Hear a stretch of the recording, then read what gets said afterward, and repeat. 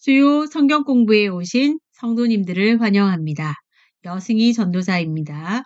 교리대학 제1강 오늘날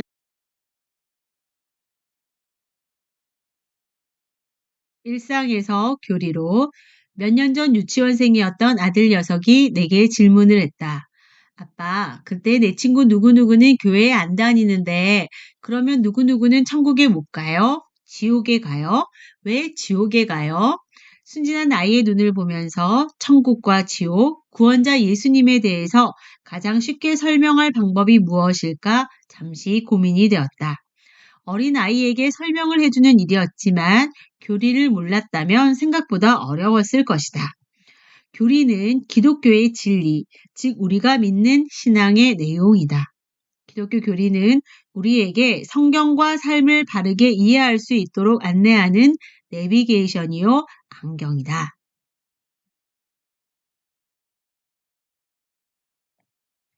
중심 성경 구절을 한번 살펴보겠습니다. 오직 우리 주, 곧 구주 예수 그리스도의 은혜와 그를 아는 지식에서 자라가라. 영광이 이제와 영원한 날까지 그에게 있을지어다. 베드로후서 3장 18절 말씀. 만일 여호와를 섬기는 것이 너희에게 좋지 않게 보이거든 너희 조상들이 강 저쪽에서 섬기던 신들이든지 또는 너희가 거주하는 땅에 있는 아모리 족속의 신들이든지 너희가 섬길 자를 오늘 택하라. 오직 나와 내 집은 여호와를 섬기겠노라 하니 여호수아 24장 15절 말씀.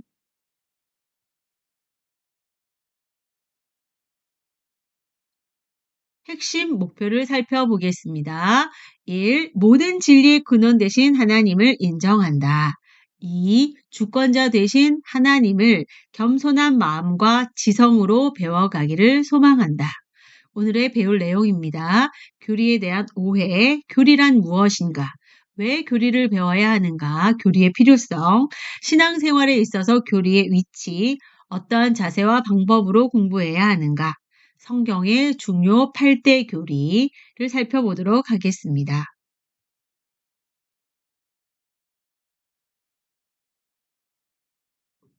교리 이야기 용어 사전을 한번 살펴보겠는데요.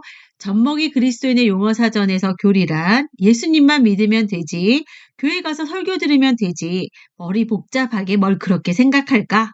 그냥 믿어. 이렇게 쓰여져 있고요. 제자로 자라가는 그리스도인의 용어 사전에서 교리란 세속적 가치관과 피곤한 일상에서 나를 지켜주는 든든한 버팀목, 시냇가에 심은 나무처럼 아름답고 강한 그리스도인이 되는 비결이라고 쓰여져 있습니다.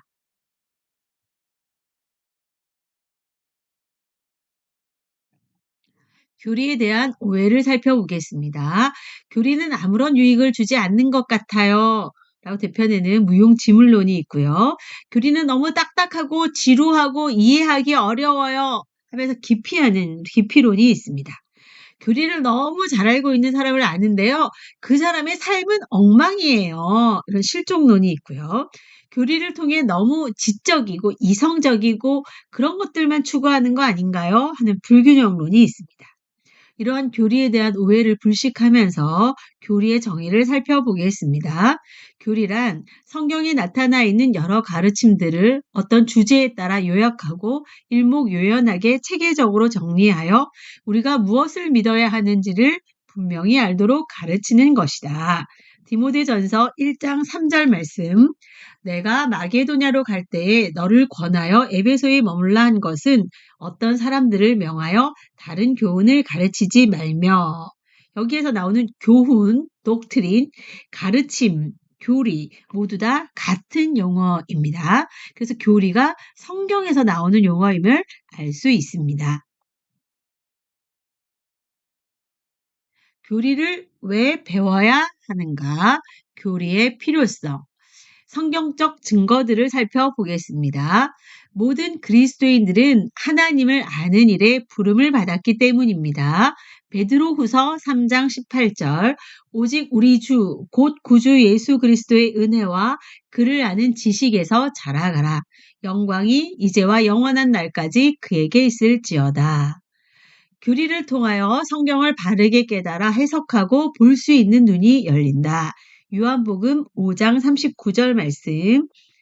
너희가 성경에서 영생을 얻는 줄 생각하고 성경을 연구하거니와 이 성경이 곧 내게 대하여 증언하는 것이니라. 칼빈은 교리란 성경을 올바르게 읽을 수 있는 안경과 같으며 성경이 서로 아무 연관성이 없는 이야기 같아 보인다 하더라도 성경이 통일된 가치관을 제공한다라고 말합니다. 올바른 태도로 교리를 배우는 것은 신앙생활을 효율적이고 풍요롭게 할 수 있도록 해줍니다. 에베소서 4장 13절에서 15절 말씀. 우리가 다 하나님의 아들을 믿는 것과 아는 일에 하나가 되어 온전한 사람을 이루어 그리스도의 장성한 분량이 충만한 데까지 이르리니 이는 우리가 이제부터 어린아이가 되지 아니하여 사람의 속임수와 간사한 유혹에 빠져 온갖 교훈의 풍조에 밀려 요동하지 않게 하려 함이라. 오직 사랑 안에서 참된 것을 하여 범사에 그에게까지 자랄지라. 그는 머리니 곧 그리스도라. 성경적 증거들 네 번째, 교리는 오류에 빠지지 않도록 우리에게 길잡이가 되어준다. 사도행전 17장 11절 말씀, 베레아에 있는 사람들은 데살로니가에 있는 사람들보다 더 너그러워서 간절한 마음으로 말씀을 받고 이것이 그러한가 하여 날마다 성경을 상고함으로. 교리는 기독교 신앙을 교육하고 전수하는 데 필수적이다. 디모데후서 3장 14절에서 17절 말씀. 그러나 너는 배우고 확신한 일에 거하라. 너는 내가 누구에게서 배운 것을 알며 또 어려서부터 성경을 알았나니 성경은 능히 너로 하여금 그리스도 예수 안에 있는 믿음으로 말미암아 구원에 이르는 지혜가 있게 하느니라. 모든 성경은 하나님의 감동으로 된 것으로 교훈과 책망과 바르게 함과 의로 교육하기에 유익하니 이는 하나님의 사람으로 온전하게 하며 모든 선한 일을 행할 능력을 갖추게 하려 함이라. 궁극적으로 교리를 공부하는 것은 진정으로 하나님을 아는 하나님의 영광스러운 임재 속으로 들어가서 우리를 다루시는 하나님의 놀라운 방법들을 배우는 유일한 길입니다. 마틴 로이드 존슨 목사님이 성부 하나님, 성자 하나님이란 책에서 이렇게 기술하고 있습니다.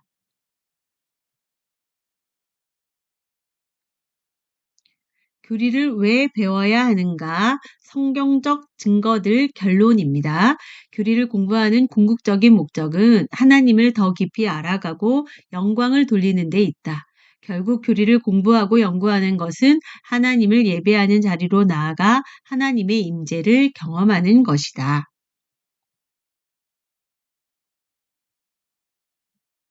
교리를 왜 배워야 하는가? 교리의 필요성, 교회사적 증거들을 살펴보겠습니다. 교리의 중요성은 교회의 역사, 즉 교회사 속에서도 명백하게 드러난다. 기독교의 3대 신경 살펴보겠습니다. 사도신경. 사도신경은 초대교회 때부터 전해오는 신경으로서 기독교 신앙의 핵심을 가장 간결하고 명확하게 표현하고 있는 신앙 고백입니다. 니케아 신경, 기독교 신앙의 핵심을 위협하는 아리우스주의의 가르침에 대항하여 325년에 최초의 종교회의를 열어 교회의 신앙을 표현하여 작성한 신경입니다.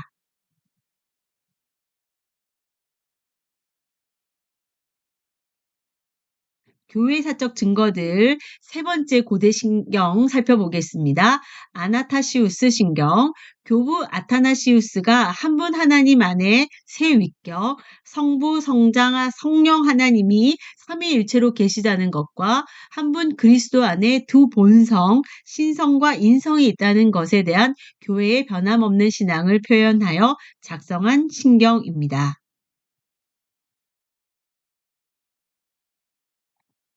교회사적 증거들, 종교개혁 이후의 대표적인 개혁교회 신경들을 살펴보겠습니다.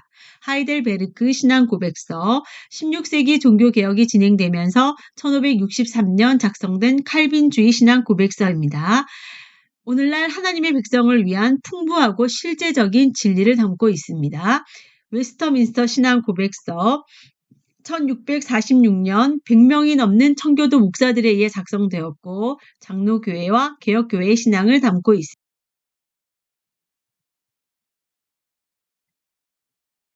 교리를 왜 배워야 하는가? 교회사적 증거들의 결론입니다.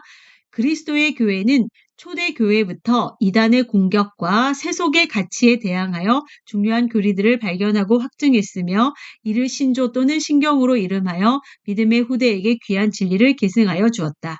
따라서 우리 모든 성도들은 교리의 내용과 진리를 귀한 보물과 같이 마음에 품고 믿음의 선진들의 발자국을 따라 다음 세대에게 전해 주어야 할 것이다.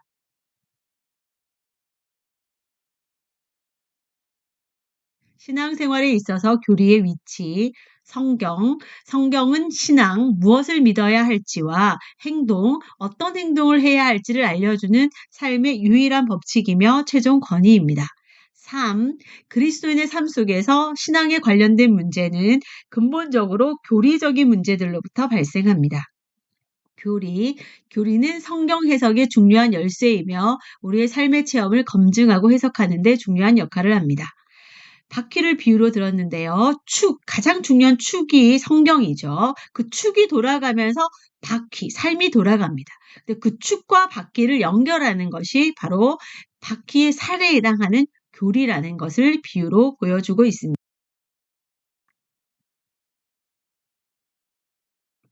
어떠한 자세와 방법으로 공부해야 하는가? 목표를 분명히 해라.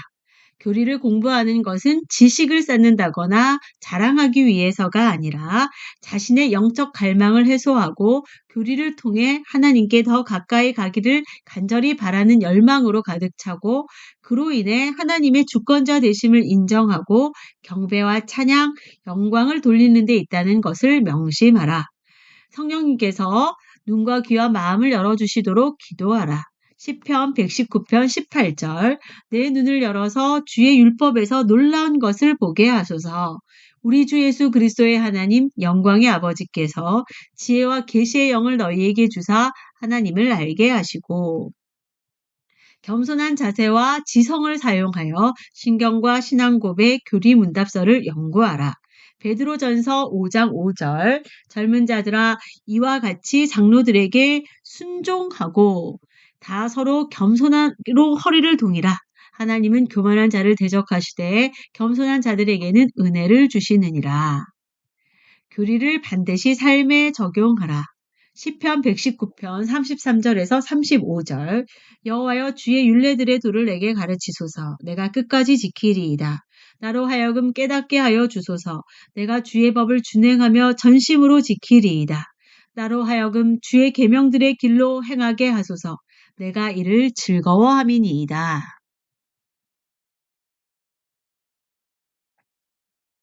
결론입니다. 성령님께서 깨닫게 해주시는 지혜와 통찰력을 통하여 자신의 삶이 변하지 않는다면 교리 연구는 아무 소용이 없다. 더 나아가 삶 가운데 하나님의 임재를 경험하며 삶의 현장에서 예수 그리스도만이 드러나고 높임을 받으셔야 한다.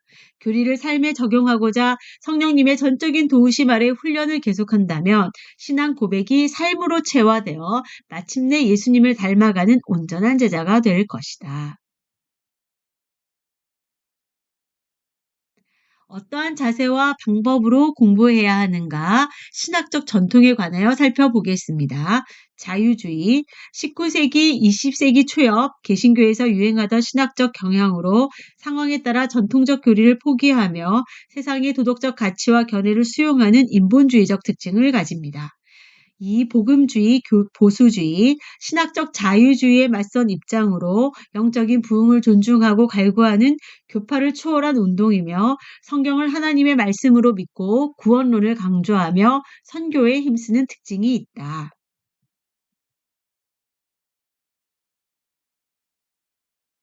3. 개혁주의, 칼빈주의. 개혁주의는 종교개혁으로 말미암은 신학적 전통으로 오직 성경을 최종 권위로 인정하고 하나님 중심적인 특징을 가진다. 오직 성경, 오직 그리스도, 오직 은혜, 오직 믿음, 오직 하나님께 영광이라는 표현을 사용하고 있습니다. 4. 알미니안주의. 알미니우스가 주장한 신학적 입장으로 핵심은 거듭남, 선택, 속죄, 영화 등 구원의 핵심적인 국면들에 있어서 전적으로 하나님에게만 의존하는 것이 아니라 타락한 죄인의 협력을 주장합니다. 성경의 중요 8대 교리를 살펴보겠습니다. 성경론, 성경이란 무엇인가? 신론, 하나님은 누구시며 무엇을 하셨는가? 인간론, 사람은 어떤 존재인가? 기독론, 그리스도는 누구시며 무엇을 하셨는가? 성령론, 성령님은 누구시며 무엇을 하셨는가? 구원론, 구원이란 무엇인가?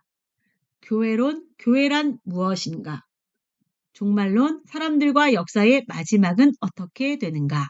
성경의 중요 8대 교리를 앞으로 계속해서 함께 공부하도록 하겠습니다. 지금까지 함께 해주신 성도님들께 감사드립니다. 주기도문으로 다 함께 기도하겠습니다. 하늘에 계신 우리 아버지, 아버지의 이름을 거룩하게 하시며 아버지의 나라가 오게 하시며 아버지의 뜻이 하늘에서와 같이 땅에서도 이루어지게 하소서. 오늘 우리에게 일용할 양식을 주시고 우리가 우리에게 잘못한 사람을 용서하여 준 것 같이 우리 죄를 용서하여 주시고 우리를 시험에 빠지지 않게 하시고 악에서 구하소서. 나라와 권능과 영광이 영원히 아버지의 것입니다. 아멘.